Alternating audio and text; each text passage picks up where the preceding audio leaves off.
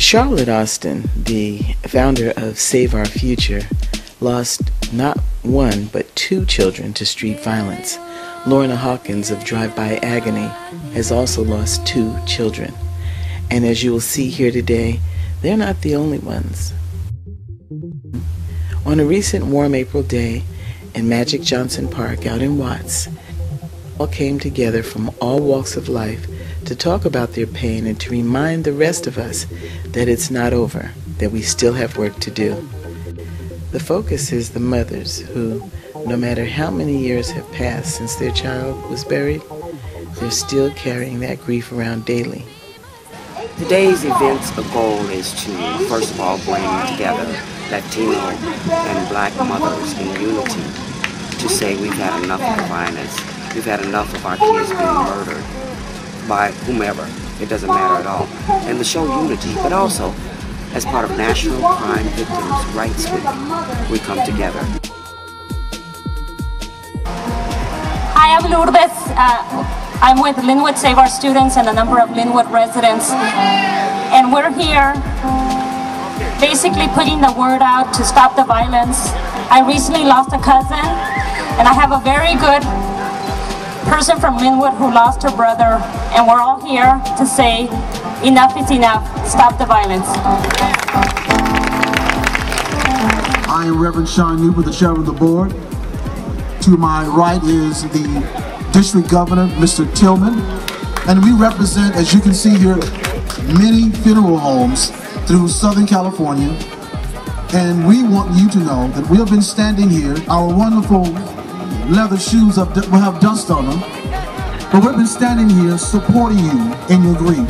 When we stand there over that embalming table, looking at that child, looking at that young man, it aches our hearts. It is our calling, it is our responsibility, but it still aches our hearts. But we are committed to you to take care of your baby. May God be with each of you. Thank you. As a funeral director, have you put away more than your share of young people? Much more. What do you think about that? It's depressing, and can I just be honest Please. with you? And to be honest, it looks as if it will never end until we get politicians with backbone. And it's a very, very, very simple solution.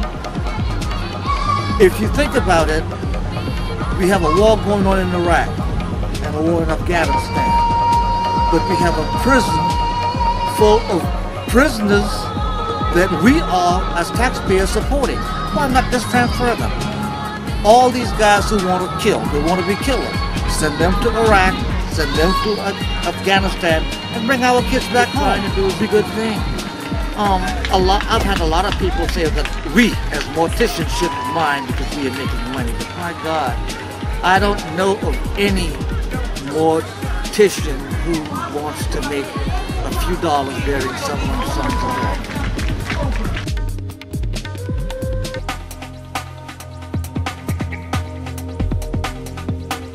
My name is Sister Soldier. My real name is Cynthia Mendenhall, and I lost two sons, one August the 31st and one December the 9th, 2006, back to back. And I've been doing this work for 20 years, but I never thought it'd knock at my door. I miss my kids every day, and then seeing that cross every single day, I cry because I gotta keep their kids. They left all these kids behind, and me seeing these kids, it just makes me cry every day. It's not fair. They trying to shoot somebody else and even hit them. They hit the wrong child. These was good kids going to college, had a career, move their kids out the community, but you can't run from it. Woo. My name is Anita Parnell. May 29, 2004, my 15-year-old grandson was murdered. 4 children were shot. Unfortunately, he did not survive. And we can make a difference. We have to make a difference. We cannot continue to allow our babies to be in the street. Thank you, and may God bless all. My name is Jackie Jackson, and my son, Dwayne Jackson, which was a twin, was murdered on October the 18th, 2001 in the city of Carson at the age of 14. Greg Gibson, age 20. Corey Hayes, age 25, and Jimmy Finney, age 13.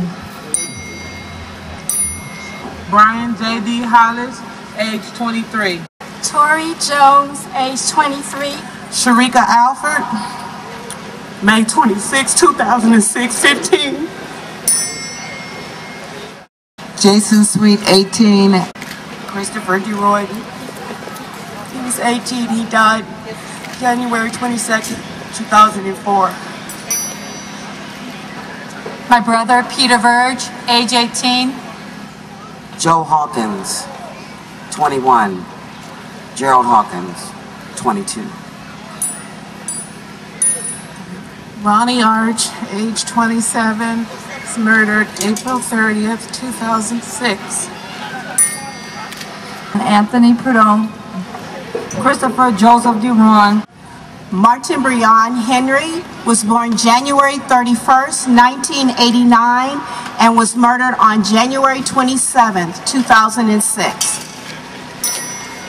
Devon Harris, born 10/12/91, shot June 14, 2007, died June 17, 2007, 15 years old. Good afternoon. I'm here on behalf of Antoine Cole, who was murdered on February 9th. My name is Gloria Montana. I'm from the city of Gardena. My son Philip Shaw was my only son. He was murdered on March 7th, 1997, because it's not one day that it just tears my heart apart to have to wake up and never see him again. But you know, the mother's been running our neighborhood for a long time. I'm asking the fathers to stand up. We ought to stand up and be men. We got to be men to take care of our children. If you're a father, stand up. I need you to be counted.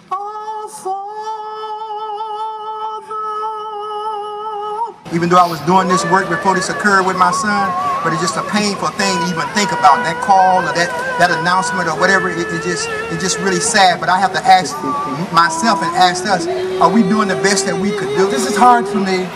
My name is James Smith. I run a program for foster kids. His name is Terrell Saunders, and he just left the house to go to the donut shop in 1998.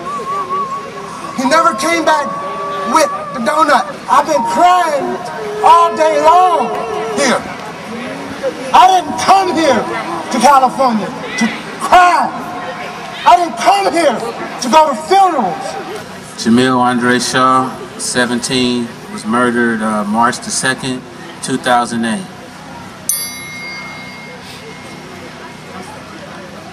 We're just here trying to show support for my son, Jamil. He was a good kid, you know, he deserved, you know, people say he's in a better place, but we think his better place is here with us. You know, we're still grieving, you know, his little brother Thomas right here. We just thanks everybody for being here and support. Janine Felicia Honore, my daughter, was murdered February 16, 1991. My son Gary Honore Jr. died Mother's Day of 1971. My brother Daryl died 2004 Christmas Day. My brother Dennis was murdered on Hollywood and Vine on August the 25th of 1982. My sister Sharon was murdered February the 11th of 1974. She was 21 years old. Terrence, my nephew Tisha, was murdered 25. And also Charlotte's children are also my niece and nephews. That's my immediate family. My immediate family. These brothers up here stand up here as fathers. If you don't have a mentor, you know a kid is in trouble, call Charlotte, get my number. I'm available 24/7. And I don't mind helping to do what I can do to help all you young brothers out here, even some of the older brothers, because some of us are stuck on stupid. You know, I've been shot. I was shot in the face, in the neck, in the arm. I'm asking all you businessmen, all you lowriders, all the brothers that are out here today to take a child. You see these kids selling dope, they gang bang with their pants all sagging. Grab one of them, don't be afraid. Just grab his little butt. You know, I do it all the time. I got into a conversation this morning with a 27-year-old gang member. I grabbed, excuse my language, I grabbed his little ass and put him in a headlock, and I talked to him. I almost drug him down here. But that's what we have to do. You know, sometimes we go and say, oh, Lord, you know, why don't you help them? You know, I'm going to tell you something. I'm about to be ordained, and I thank God for that. But I'm not going to be the kind of minister that's going to go over here and lay hands and pray. I'm going to lay hands on you, all right? I'm going to lay hands on you in a way, and I'm going to bring it to me. I'm going to bring it to the Lord. What did Jesus do when he came out the mountain? When he came out the mountain, he was angry after 40 days and 40 nights. He didn't walk and say, oh, blessed you. He went out there and kicking some you know what. You know what I mean? And that's what we have to do, brothers. You know what I'm saying? Brothers, I'm not talking to the mamas now. The mamas been doing the work. You know, all you ladies, I take my hat off to you. I thank God for you. Now it's the Father's time. So brothers, when we leave here, have a consciousness to go get that one you are. Right now you're thinking about it. We're going to call him Baby Earl or Baby King, whoever his name is. You go out there and you go get him. Right when you leave here and start talking to him. And trust me, if you keep on and keep on, it's like a straw in the street. You keep hitting that tree with that straw, eventually that tree will fall. And you will save that young man's life. Not only his life, but the life that he might have went out and took. With that, I'm going to ask God to bless all of you. Have a peaceful, powerful day.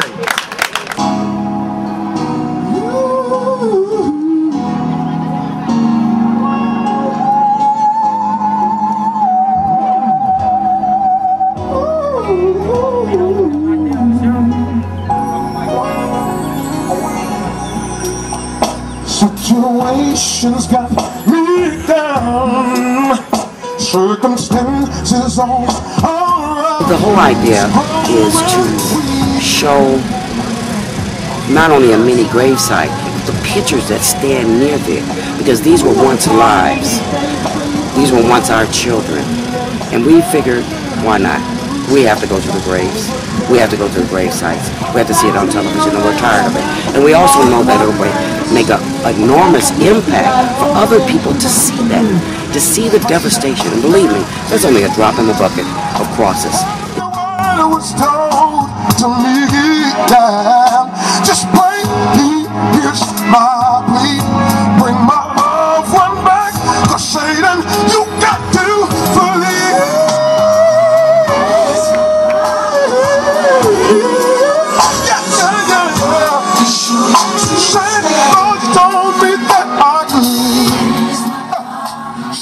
Now, these mothers on the march have planned this event for weeks and months and days. I covered it in the sun for hours. All we're asking you is to find that person who needs to hear this message and sit them down for 15 minutes to listen to the wake of tragedy that's caused by senselessly pulling a trigger. Will you do that?